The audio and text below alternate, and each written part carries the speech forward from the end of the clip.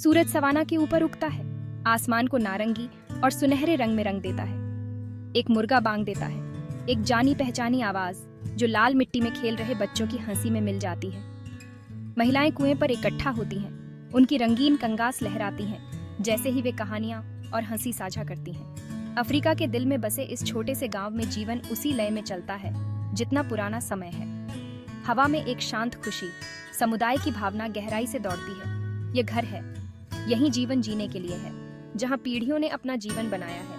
उनके सपने भूमि के ताने बाने में बुने गए हैं। लेकिन क्या होता है जब यह लय टूट जाती है, जब परिचित अपरिचित हो जाता है और घर अब सुरक्षित आश्रय नहीं रहता है।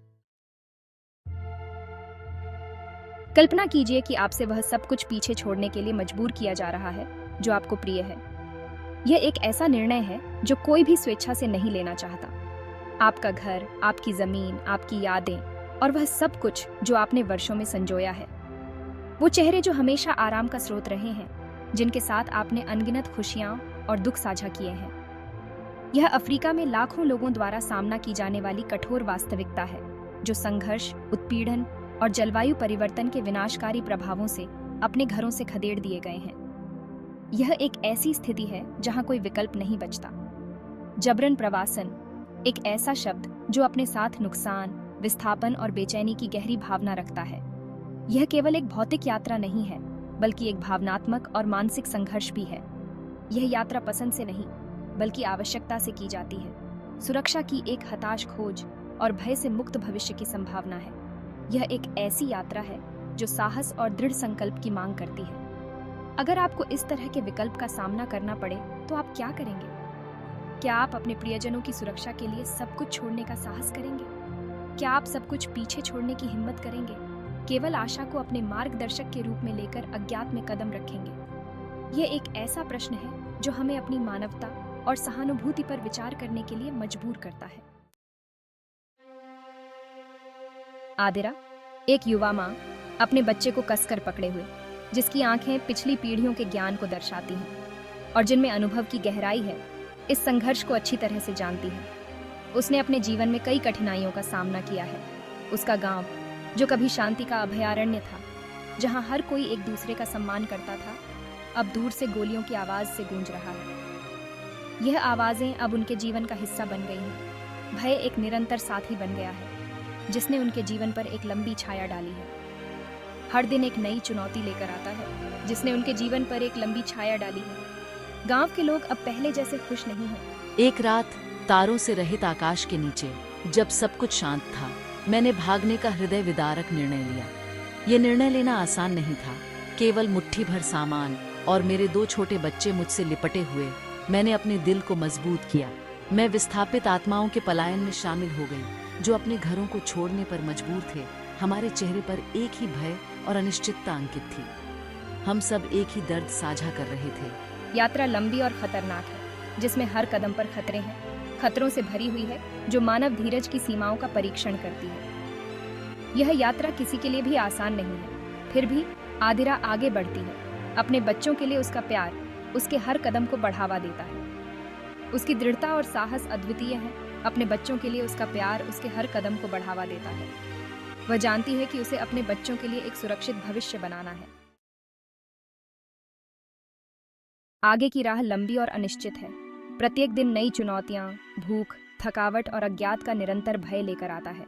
उनके विस्थापन का भार उनके कंधों पर भारी पड़ता है, जो उनके द्वारा छोड़े गए सभी चीजों की निरंतर याद दिलाता है। हम कहाँ जाएंगे? क्या हमें कभी घर बुलाने के लिए जगह मिलेगी? प्रश्न हवा में मंडराते रहते हैं, अनकहे लेकिन हमेशा मौजूद रहते हैं। इस सब के बावजूद आदिरा आशा से चिपकी हुई है।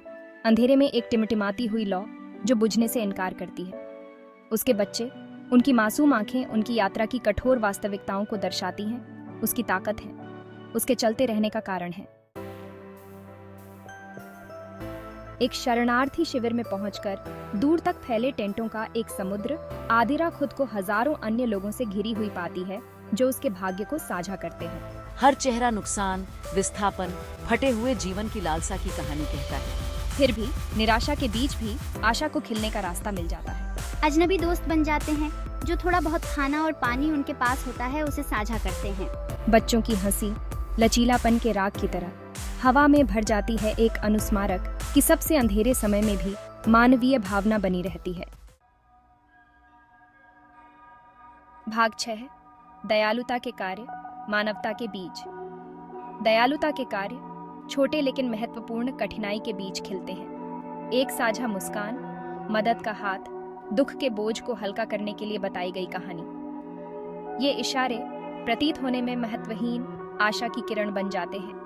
उन्हें याद दिलाते हैं कि प्रतिकूलता का सामना करने पर भी मानवता की जीत होती है। सहायता कर्मी, जिनके चेहरे करुणा से सने हुए हैं, भोजन, आश्रय और चिकित्सा देखभाल प्रदान करने के लिए अथक प्रयास करते हैं।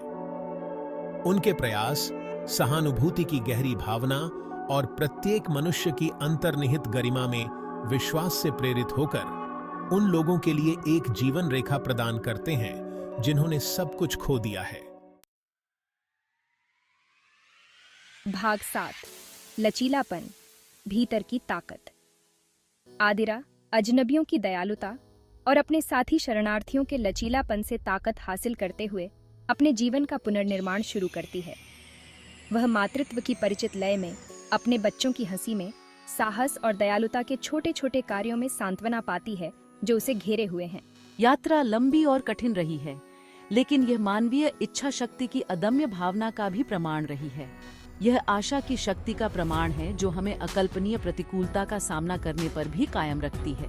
यह एक अनुस्मारक है कि हम में से प्रत्येक के भीतर शक्ति का एक स्रोत है, एक लचीलापन जो हमें सबसे चुनौतीपूर्ण परिस्थितियों से भी ऊपर उठने की अनुमति देता है। खंड 8 यात्रा से सबक। आदिरा की कहानी दुनिया भर में लाखों जबरन विस्थापित लोगों की कहानियों की तरह हमारी साझा मानवता की एक शक्तिशाली याद दिलाती है। यह कार्रवाई का आह्वान है। अक्सर सीमाओं और उदासीनता से विभाजित दुनिया में सहानुभूति और समझ की गुहार है। ये कहानियां हमें सिखाती हैं कि लचीलापन भय या कठिनाई का अभाव नहीं है, बल्कि चलते रहने की क्षमता है, सबसे अंधेरे समय में भी आशा खोजने की। वे हमें याद दिलाते हैं कि अकल्पनीय क्षति का सामना करने पर भी मानवीय भावना सहन कर सकती है, अनुकूलन कर सकती है और अंततः दूर हो सकती है। खंड 9 हम क्या कर सकते हैं? कार्रवाई के लिए बुलावा। यह सवाल हम सभी के मन में उठता है, खासकर जब हम दुनिया के विभिन्न हिस्सों में हो रही घटनाओं को देखते हैं। आप पूछ सकते हैं कि हम अपने घरों के आराम में बैठकर क्या कर सकते हैं। यह एक स्वाभाविक सवाल है, क्योंकि हम अक्सर महसूस करते हैं कि हम दूर से कुछ नहीं कर सकते। लेकिन सच्चाई यह है कि हमारे छोटे छोटे प्रयास भी बड़ा बदलाव ला सकते हैं। हम कम भाग्यशाली लोगों की दुर्दशा के लिए अपने दिल और दिमाग खोलकर शुरुआत कर सकते हैं। ये पहला कदम है, क्योंकि जब हम दूसरों के दर्द को महसूस करते हैं तभी हम उनके लिए कुछ करने की प्रेरणा पाते हैं। हम जबरन प्रवासन के मूल कारणों के बारे में खुद को शिक्षित कर सकते हैं और उन नीतियों के समर्थन में आवाज उठा सकते हैं जो शरणार्थियों के अधिकारों और सम्मान की रक्षा करती है। शिक्षा और जागरूकता हमारे सबसे शक्तिशाली उपकरण हैं। हम जरूरतमंद लोगों को सहायता प्रदान करने के लिए जमीनी स्तर पर अथक प्रयास करने वाले संगठनों का समर्थन कर सकते हैं।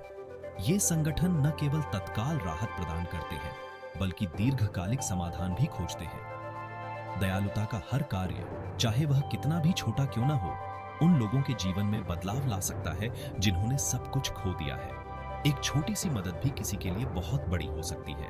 आइए हम याद रखें कि आंकड़ों और समाचारों की सुर्खियों के पीछे वास्तविक लोग हैं जिनकी आशाएं, सपने और कहानियां हैं जिन्हें सुनने लायक है। हर व्यक्ति की एक अनोखी कहानी होती है और हमें उन्हें सुनने और समझने की कोशिश करनी चाहिए। आइए हम उदासीनता के बजाय सहानुभूति चुनें, उदासीनता पर समझ और निष्क्रियता पर कार्रवाई।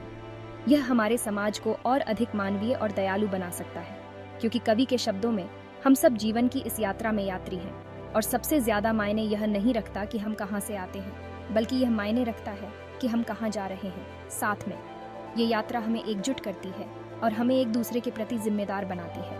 अगर आप इस कहानी से प्रेरित हुए हैं और शरणार्थियों की दुर्दशा और आप कैसे बदलाव ला सकते हैं, इसके बारे में अधिक जानना चाहते हैं, तो कृपया website address for a relevant NGO पर जाएं और अपना समर्थन प्रदान करें। आपकी मदद से हम एक बड़ा अंतर ला सकते हैं। दुनिया भर से और अधिक प्रेरक कहानियों के लिए हमारे न्यूज़लेटर की सदस्यता लें। यह कहानियाँ हमें प्रेरित करती हैं और हमें यह याद दिलाती हैं कि हम सभी एक दूसरे से जुड़े हुए हैं।